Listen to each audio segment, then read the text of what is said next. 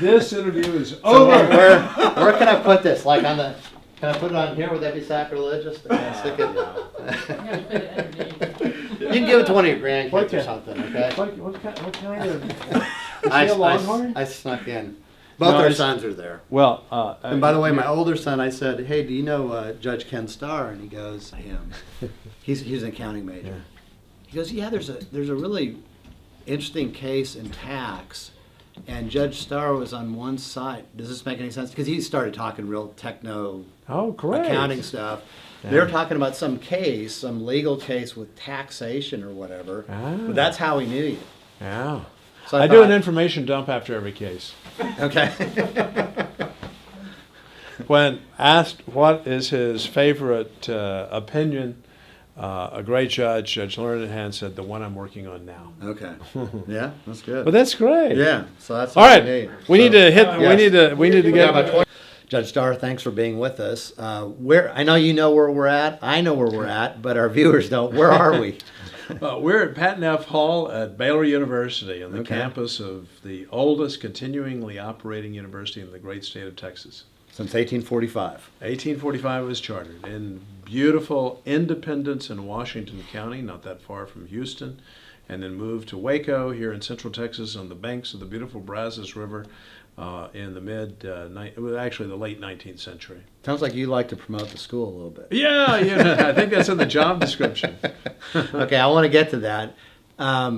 So we're here the day before the big OU game, so I'm going to date this a little bit. November 6, 2013. Baylor is 7-0 football team? Yes, we are. 7-0. So what's going to happen tomorrow? I want you to predict what the score is and how many yards. No, I'm kidding. But what do you think is going to happen? You have a good feeling about it?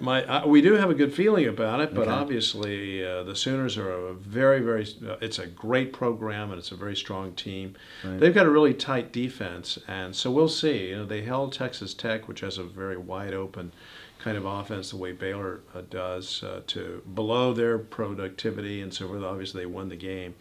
So it should be quite a battle. Okay.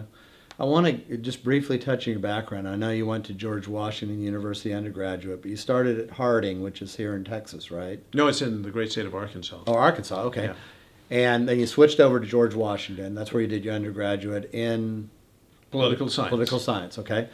And a number of questions real quickly, but a lot of people might think, given your background and stuff, that you immediately went to law school, but you actually took a detour to Rhode Island and did an MA in political science there. Why? Well, I was actually in a PhD program at Baylor, at Brown, in political science, and I bailed out. Okay. I loved Brown, but political science at that time was becoming very quantitative. So I then became a refugee to law school, and it stuck. Okay. It took. Okay, there you go. So were you thinking about teaching in the classroom? Is that what you wanted to do? Yes, I was very interested in returning possibly to the great state of Texas and teaching at a liberal arts college. But I was in a PhD program. I was a PhD student. Okay. But when I made the decision that no, political science is going in a different direction, I then wrote a master's thesis, and so Brown treated me beautifully. I continue to be very grateful to Brown University, which of course is it's an Ivy League school, great reputation, and rightly so. It's a wonderful institution. Okay. Well, that's interesting, because I thought it was just a terminal master's you did just because you were wanting some more education. I had no idea it was a PhD program. Yeah, I was in a PhD program. Okay. And fast tracking, here's one of the questions I think anyone that knows about some of your recent background. You come from Pepperdine as the dean of the law school. Now, for those of us who have been to Pepperdine and has overlooked the Malibu beach, we're saying you must have seen like a vision of Jesus that told you to come to Baylor. Now, I know Oral Roberts supposedly saw a 700-foot Jesus, and that it's questionable whether he did. You don't have to comment on that. I think it's questionable, highly questionable.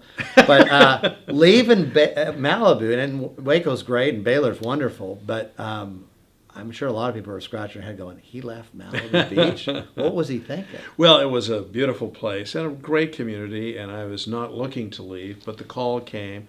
And I'm a sixth-generation Texan, So this was a call to return home. I had many ties to Baylor through family members, and had the greatest respect for Baylor. In fact, at Pepperdine, we were looking here to Texas, to Baylor, in light of what was underway in terms of Christian higher education, because this was the great and bold experiment. Could a comprehensive university be a research university with many PhD programs? You get a PhD in physics, in chemistry, in biology here, still remain true to its Christian foundations? Can this happen in Christian higher education? So we were looking at Pepperdine, which is a wonderful school, but it's just a lot smaller, and doesn't have that kind of array or comprehensiveness. Can that happen? And so we were very excited for Baylor, about Baylor. So we were following at Pepperdine University what Baylor was doing in terms of Christian higher education. Okay. I would think, I mean, you taught also at Pepperdine, didn't you? I did. I taught at the law school. That's one thing that, I mean, it seems what little I know of you and just kind of piecing together, fragments here and there, that you would love the classroom, that you'd really enjoy the give and take, the intellectual stimulation, very much wanting to play that role of a professor full time. So you come to Baylor and you're an administratively heavy role. I know you do a lot of teaching and speaking around the world and stuff, but you don't really have the luxury to be teaching 3 or 4 classes. Yes. And so do you miss that? I mean, was that a hard decision to go, I'm really having to decide where my emphasis is going to be at this time in life? Well, in a way, I had already made that decision in terms of my work at Pepperdine, because I was a full-time dean. And so I didn't have 3 or 4 classes as a full-time member of the faculty.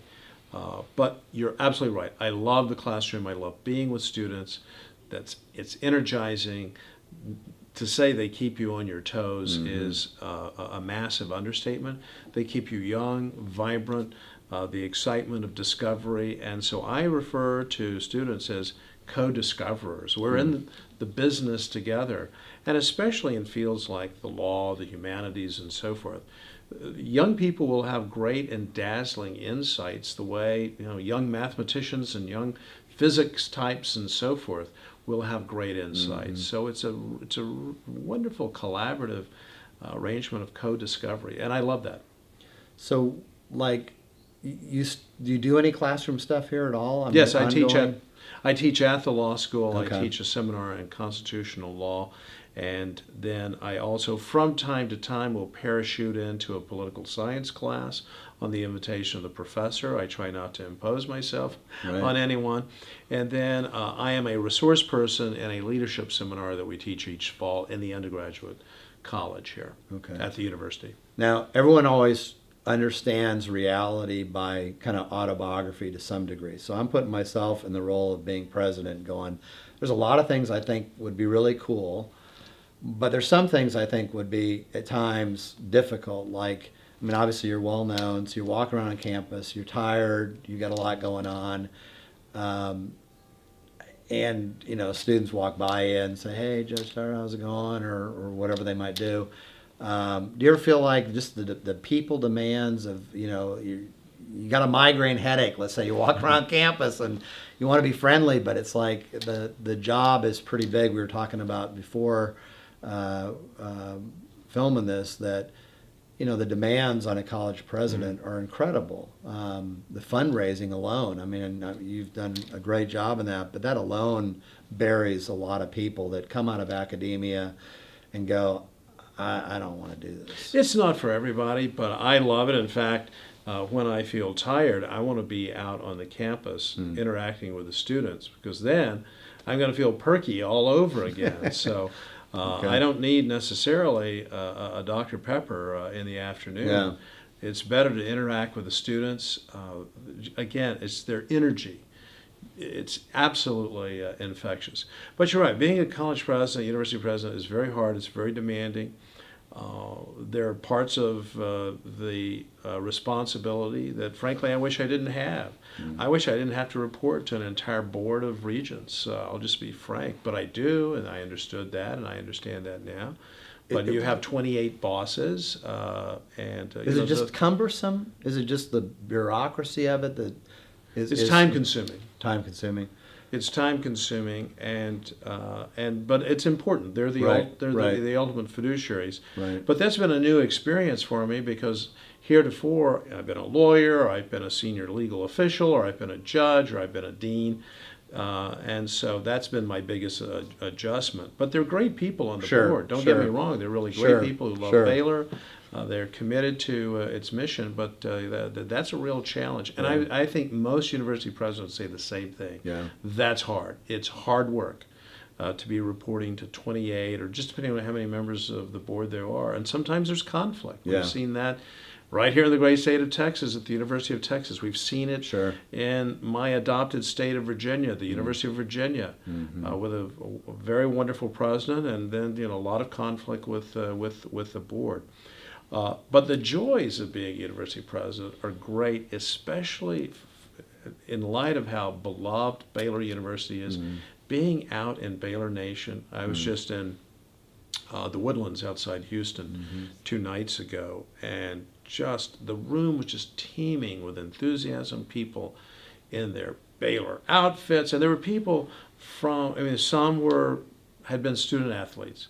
One had graduated in 1948 and was at Madison Square Garden, played in the national championship in men's basketball. A physician. He's retired, but so you had the class of, I guess he was the class of 49, all the way to someone who graduated last May. And what brings them together? This incredibly passionate love for this institution it inspires the kind of passion that just makes you feel, boy, people really love their alma mater, but at Baylor, people love their alma mater with gusto. Yeah, well, that's great. That's it is great. That's awesome. I want to come back to this thing on the board, the size of the board. I just thought about this. Just forget about your own specific situation, but just generally as a principle. Yes. I think Churchill, liked to go a lot of times. The journalist in him liked to go to the front lines and not ask the generals, because he felt like there's what my friend calls the Boji factor. He wasn't. He was getting the layers of. He wanted to really hear. Do you guys have enough here? Supplies, etc. And I think also somewhere he said that when he's in a room where there's some kind of decision making going on, that efficiency a lot of times starts to struggle when you go beyond 6 or 8 people. And I found that in some meetings I've been in, religious and non-religious, where you get these larger groups of people, and you get big personalities that are pretty dominant. You get people that, in a group of 20 or 30 that I've been in some of these meetings, it's pretty easy to hide, even if someone has something either good to say or they're frustrated by something. So is that something in higher education? Let's just talk more globally. Could you see a move? Because I know even if you look at big churches, there have been some big churches that have moved, even though their numbers would suggest they would have a board that would be gargantuan. Some of them have boards of 6 or 8 elders, and they run. Well, it's more efficient to have a smaller group. There's no question about that. I mean, imagine the Supreme Court of the United States with 31 members of the court. And appellate courts tend to operate in groups or panels of 3. 3 is really a good number. 5. Think of the American jury at common law. That was 12, not 120.